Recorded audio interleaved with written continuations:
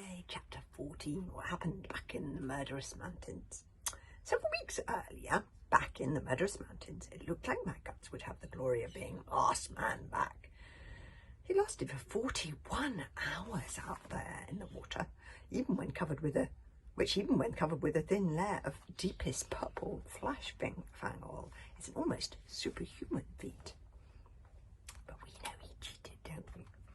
He was greeted by a cheering crowd of Viking tribesmen on the long beach as he strode out of the waves, arms held above his head in victory, Gumboil trotting a few steps in front of him. The chief judge, the sad little Bashamoik, rushed up the beach to meet Mad Guts. He gave him a golden medal and a pipe that Mad Guts jammed between his lips as he made a victory lap of the beach, acknowledging the cheering. Gumboil bowed towards the Intertribal Friendly Swimming Race Committee. My master greets the judges and claims the victory of being the last man back in this swimming contest. And as last man back, according to the rules, he may make a single demand of the losing chieftains, Stoic and Bertha. Poor Stoic was sitting with his head in his hands. Stoic was not a natural warrior, but he was now terribly concerned about the fate of his son, Hiccup. Now he got to his feet and roared, "But Hiccup is not back! My son may not return and claim the prize himself. It was a desperate hope. But Stoic was clinging to it. Mad Guts grinned, an unpleasant grin with not enough teeth in it. He whispered in his assistant's ear.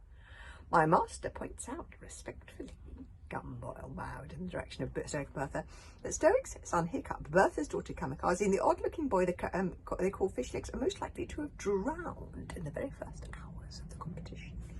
No, bellowed Stoic with an anger born of fear. The Intertribal Friendly Swimming Race Committee nodded wisely and sadly to each other. It did seem likely at this point. This is true, admitted the chief judge solemnly. For Snotflace.hair reports that he and Dogsbreath Durbrain saw Hiccup and the other two in difficulties. He tried to help them. We did our best, said Snotlout, sorrowfully and nobly. We were swept away by the force of the current, weren't we, Dogsbreath? Look, that's not looking noble. Dogsbreath grunted and removed his helmet out of respect for the dead. It's a tragedy, sighed Snotlout. Hiccup was like a brother to me. Stoic gave a groan of sadness, terrible to hear, and turned away. Don't worry, Stoic, my dear chap, Bertha comforted him awkwardly. Kamikaze is with him. And trust me, she always turns up all right. She could escape from Valhalla itself. And so Mad Guts demands his prize, smiled Gumboil silkily, and he demands the kingdoms of Stoic and Bertha, who should be taken immediately from this beach and up to the sky burial place on the cliff tops to be sacrificed to the sky dragons. What? Roared the hooligans and the bog battlers in fury. Up on the beach. But this is outrageous, stuttered Bertha. He can't ask for that. I hope you're not going to go back on your word, Bertha. Gumboil wagged a warning finger at the apoplectic bog burglar chief. Don't be such a bad sport. I'm presuming that if you had won, you would have expected Mad Guts to do your bidding. This is just a friendly swimming race. We're only going to ask for Mad Guts to cross the sullen sea in a bathtub with his underpants on his head, yelled Bertha indignantly. More for you, smiled Gumboil. Mad Guts' only. Ask him what Stoic's ancestor, Grimbid the Ghastly, asked of Mad Guts' answer. Ancestor way back in the bad old days. Old Wrinkly had been trying to interrupt for some time. He got to his feet and cleared his throat. A small technical point, your business, said Old Wrinkly to the chief judge. Let me tell again that story from the bad old days, the saga of Grimbid the Ghastly and the swimming race, just in case there are some people here who do not know it. The saga of Grimbid the Ghastly and the swimming race. Grimbid the Ghastly was Stoic's great-great-grandfather, a wicked, successful pirate who became the last king of the archipelago. That's interesting. One day, Murderous the Magnificent challenged Grimbid the Ghastly in a swimming race, and the two chiefs agreed the winner should be granted a single demand. So one cold morning, they set out from the western beach of the Murderous Mountains. Murderous the Magnificent finally swam back to the same beach in 71 hours and 42 minutes, nearly 3 days in total.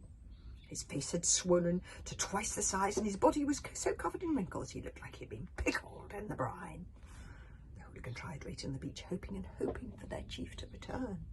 After a week, they accepted that he must have drowned and conceded the victory to the murderous tribe. Murderous the Magnificent claimed the kingdom of the archipelago. And that, everybody thought, was the end of the matter. However, 3 months later, Murderous the Magnificent was conducting a nighttime banquet on that very same beach. The highlight of the banquet was the human sacrifice under the stars. Just before the sacrifice took place, Grimbeard the Ghastly came staggering out of the surf. He was barely recognisable, half human, half monster, with a skin like a dragon, all intertwined with seaweed, and he had shark's teeth around his calves like bracelets. Grimbeard the Ghastly staggered up the beach and collapsed. Murderous the Magnificent raised up his sword to kill what he thought was some kind of demon, and then he saw that the monster was wearing round its wrist Grimbeard the Ghastly's famous sword, the Stormblade. The next words that Grimbeard spoke as he lay gasping for breath on the sand can be repeated proudly by every hooligan schoolboy, or schoolgirl, so well known are they. Stay your hand, Murderous the Magnificent. I am no ghost. It is I, Grimbeard the Ghastly, who has the greatest stomach after all. I've survived the open ocean by the will of Thor without seeking aid from float or boat. I am the last man back, and I'm come to claim the kingdom of the archipelago. I'm afraid that Grimbeard the Ghastly, who is not a nice man, then insisted his demand that Murderous Magnificent should be sacrificed to the Sky Dragons. The annual inter-tribe screaming race has been held every year in memory of this historical event, but over the years it has become more of a friendly competition. Now I think we'll have to see what happened. Actually, maybe we can read just to the end of this chapter. There's not so much more. There you are, you see, said Grimbeard triumphantly. For 100 years, the murderous tribe here have been waiting for our revenge, and now finally the time has come and our pride shall be restored. Stop interrupting, snapped old Ridley. Now, Grimbeard was, among other things, a terrible trickster, a practical joker, and an all-round cheat. But however he achieved this extraordinary stunt, he returned to this beach last man back.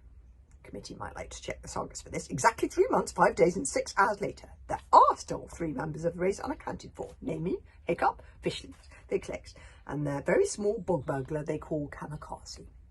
I would propose that if Grimbeard the Ghastly could stay out that long, then technically speaking, they could too. So we need to wait 3 months, 3 days, and 11 hours before Mad Guts can claim his prize. Gasps from the crowd. The judges went into a thinking scrum to consult upon this matter. Okay, then, said the chief judge, emerging from the scrum and banging on the drum. Here is the verdict of the Inter-Tribal Swimming Race Committee. As long as Mad Guts has stuck to the rules of the competition, trickery played within those rules is a perfectly respectable Viking characteristic. Cheers of greedy joy from the murderous tribe. Howls of sadness and fury from the hooligans and the bogbuggers. I haven't finished, cried the chief judge. Mad Guts the Murderous is granted temporary custody of Big Booby Bertha and Stirk the Vast, and the judges will stay on the beach to keep watch for these missing competitors. But the rest of you can go home, and you will return to this beach exactly 3 months, 5 days, and 6 hours from the start of the race. If in that time no one has returned alive from these waters, Mad Guts the Murderous will be declared last man back. The Burke and the Burglar Islands will fall into murderous hands, and Stirk and Bertha, I am afraid, will be sacrificed to the Sky Dragon. The chief judge banged his staff upon the ground, and so it was. The 3 old judges sat patiently on the beach through wind and rain and storm, looking out to sea. Oh my goodness, they're going to stay there for 3 months. The rest of the bogbuggers and the hooligans sailed sorrowfully back to their islands, and poor old Stirk and Big Booby Bertha were not playing bashable in the mud, or supervising the spring shearing, or painting the boats for the summer sailings, as Hiccup had imagined. They were incarcerated in the deepest dungeons of the murderous mountains, of the murderous cave dungeon, so cramped and dark that they could barely move a muscle. There was a tiny barred window in Stirk's dungeon, which has a good view over the great West Ocean, and Stirk would fall asleep sometimes, looking out over this view, and dream that his son was alive and swimming back to him across the sea. But then he would wake up, and it was nothing but a dream, and all there was water, water, stretching out forever, and the cold, lonely cry of the seagulls. So, this is, things are getting very serious. Hiccup Hiccup is still on his way to America. Chapter 15 is called It's a Long Way to America. But he has to get out of there somewhere to go back and rescue Stoic and Bertha. We'll have next chapter tomorrow.